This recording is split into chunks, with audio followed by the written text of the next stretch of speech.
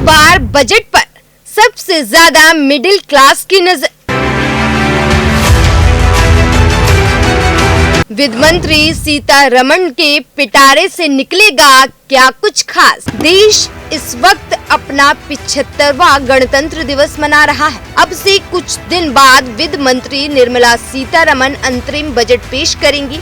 वैसे तो अंतरिम बजट में बहुत ज्यादा बड़े बदलाव करने की परंपरा नहीं है, लेकिन इसके बावजूद देश की मिडिल क्लास को इस बजट से कम 4 उम्मीदें तो हैं। वैसे भी लोकसभा चुनाव है, ऐसे में महंगाई से सबसे ज्यादा कोई परेशान रहता है तो वो है मिडिल क्लास। फिर इस वक्त हर मिडिल क्लास का परिवार उम्मीद कर रहा है कि उसके लिए कुछ अच्छा और बेहतर इस बजट से निकलेगा। 1 फरवरी 2024 को केंद्रीय वित्त मंत्री निर्मला सीतारमण वित्त वर्ष 2024-25 के लिए अपना 6वां और मोदी सरकार के 2.0 कार्यालय का 5वां अंतरिम केंद्रीय बजट पेश करेंगे, जिसमें मध्य वर्ग के लिए और उसके अलावा भी दूसरों के लिए लोक लुभानी घोषणाएं की जा सकती है, क्योंकि ये चुनावी अंतरिम बजट है और केंद्र में पिछली 2 परंपराओं में ये सत्तारूढ़ एनडीए के प्रधानमंत्री नरेंद्र मोदी के 10 वर्षों कार्यकाल का 10वां और अंतिम बजट है। लोकसभा चुनाव नजदीक, ऐसे में बीजेपी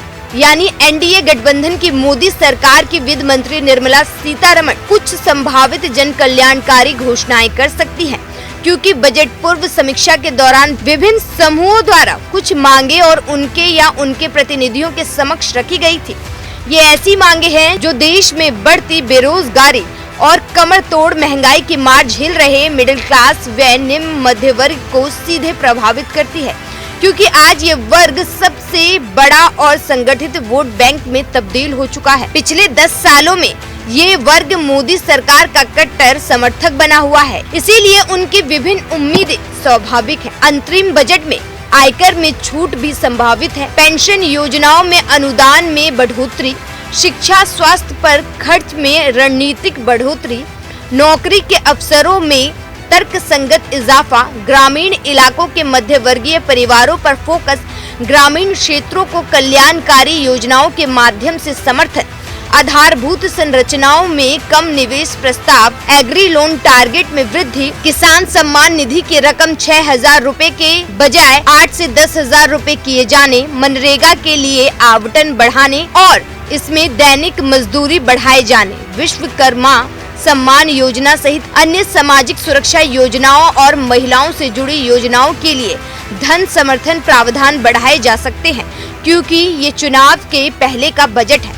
वैसे भी अंतरिम बजट वोट ऑन काउंट ही होता है, लेकिन इसमें कोई बड़े ऐलान ना किया जाए, ऐसी कोई भी संवैधानिक रोक भी नहीं है। इसीलिए सरकार लोक लुभानी घोषणाएं कर सकती है। देश में मिडिल क्लास बजट से टैक्स में कटौती और महंगाई से राहत तक 4 राहत की उम्मीदें कर रहा है। सबसे पहला, वित्त मंत्री निर्मला सीतारमण ने पिछले बजट में न्यू टैक्स रिजीम के तहत टैक्स में फ्री इनकम की लिमिट 7.5 लाख रुपए तक कर दी थी, लेकिन पुरानी टैक्स व्यवस्था को लेकर कोई बदलाव नहीं किया था। पुरानी टैक्स व्यवस्था में लोग कई तरह की बचत और होम लोन इत्यादि का टैक्स छूट लेते हैं। मिडिल क्लास के बीच बचत करने का एक बहाना टैक्स छूट भी होता है। ऐसे में उसे उम्मीद है कि इस बार सरकार टैक्स, होम लोन इत्यादि में छूट की लिमिट बढ़ा सकती है। वहीं दूसरी उम्मीद की बात करें तो बजट में मिडिल क्लास को एक और उम्मीद है कि वो बजट में ज्यादा से ज्यादा जॉब क्रिएशन पर ध्यान दिया जाए। बजट में ऐसी नीतियां आए जो मिडिल इनकम ग्रुप रेंज में आने वाले लोगों के लिए फायदेमंद हो। आने वाले समय में देश में नए लोकसभा चुनाव में जुटेगा, ऐसे में सरकार से इस क्षेत्र में काम करने की उम्मीद की जा सकती है। वहीं तीसरी उम्मीद सबसे ज्यादा जरूरी है, जो हर किसी को मार रही है। मिडिल क्लास बजट में महंगाई से राहत मिलने की उम्मीद कर रहा है। रिजर्व बैंक ऑफ इंडिया के अथक प्रयासों के बाद भी महंगाई अब भी 5 से 6% के रेंज में बनी हुई है। फूड इन्फ्लेशन भी 7 से 9% के बीच बनी हुई है। दिसंबर में महंगाई ने पिछले 4 महीने की हाई को टच कर लिया है। ऐसे में मिडिल क्लास को महंगाई से राहत की उम्मीद है। मिडिल क्लास को वैसे भी देश का आम आदमी कहा जाता है, ऐसे में उसकी बुनियादी जरूरत अब शिक्षा, हेल्थ और मकान हो चुकी है। मिडिल क्लास बजट में हाउसिंग स्कीम से लेकर एजुकेशन के लिए बढ़िया पॉलिसी और बेहतर हेल्थ कवरेज मिलने की उम्मीद रखता है, देश में अभी उपलब्ध हाउसिंग इन्वेंटरी में अफोर्डेबल हाउसिंग की काफी कमी है, जबकि लग्जरी होम सेगमेंट उसकी लिमिट से बाहर हो जाता है। इसके साथ साथ ग्रामीण मिडिल क्लास के लोगों को भी सरकार इस बजट में काफी कुछ खास दे सकती है। विभिन्न रेटिंग एजेंसियों के मुताबिक भी ग्रामीण क्षेत्रों को कल्याणकारी योजनाओं के माध्यम से समर्थन देना जरूरी दिख रहा है, क्योंकि हाल के वर्षों में कृषि क्षेत्र का प्रदर्शन अच्छा नहीं रहा है, जिससे ग्रामीण इलाकों में खपत भी कमजोर है। विगत अक्टूबर-दिसंबर 2023 की तिमाही में भी देश की सबसे बड़ी consumer goods company Hindustan Unilever का मुनाफा मात्र 1.1% ही बढ़ा है, क्योंकि ग्रामीण इलाकों में सुस्त डिमांड का इससे बहुत बड़ा हाथ है।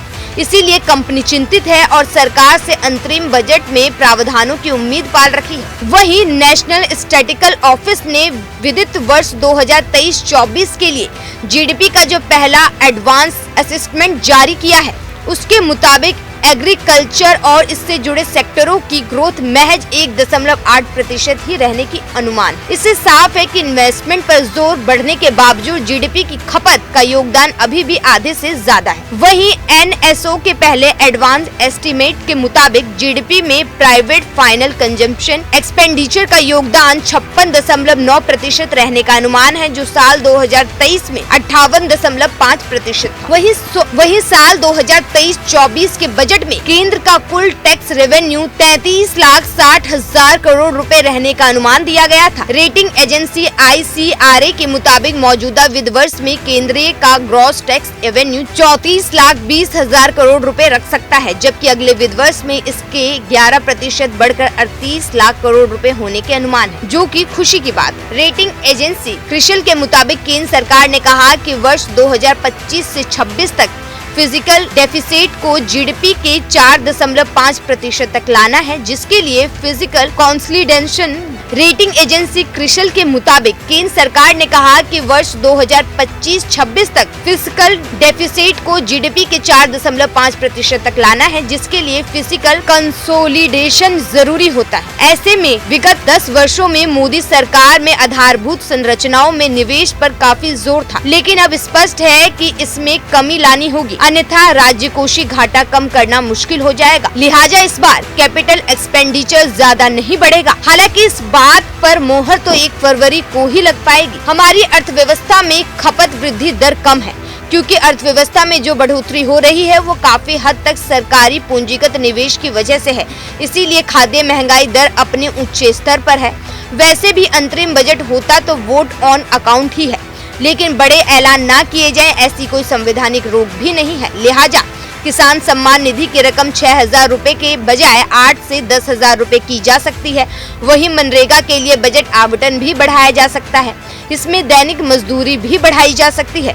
विश्वकर्मा सम्मान योजना सहित सामाजिक सुरक्षा योजनाएं और महिलाओं से जुड़ी योजनाओं के लिए भी प्रावधान बढ़ाए जा सकते हैं, क्योंकि ये आम चुनाव के पहले का बजट है। ऐसे में बजट प्रावधान से कुछ देर के लिए ही सही, पर मतदाता भी प्रभावित होते हैं। अंतरिम बजट 2024-25 में कुल 25 लाख करोड़ रुपए तक की कृषि कर्ज देने का लक्ष्य निर्धारित किया जा सकता है, क्योंकि वित्त वर्ष 23-24 के लिए एग्री क्रेडिट टारगेट महज 20 लाख करोड़ रुपए का है, जिससे अभी किसानों को छोटी अवधि का 3 लाख रुपए तक का कृषि कर्ज 7% ब्याज दर पर दिया जाता है। वहीं समय पर कर्ज चुकाने वालों को 3% सालाना की ब्याज में छूट मिलती है। हालांकि जानकारों का कहना है कि वित्त वर्ष 2024-25 के लिए एग्री क्रेडिट टारगेट बढ़ाकर 25 लाख करोड़ रुपए किए जाने की मांग रखी गई है, जिस पर वित्त मंत्री विचार कर सकती है, क्योंकि वित्त वर्ष 2023-24 में तकरीबन 82% हिस्सा दिसंबर तक हासिल किया जा चुका है। उल्लेखनीय है, इससे इतना साफ है कि 7 करोड़ 34 लाख किसानों ने किसान क्रेडिट कार्ड के जरिए कर्ज लिया है, जो बहुत बड़ी बात है। इसीलिए सरकार भी इसे बढ़ावा देने पर सहमति दिखा सकती है। ब्यूरो रिपोर्ट, दैनिक हिंद।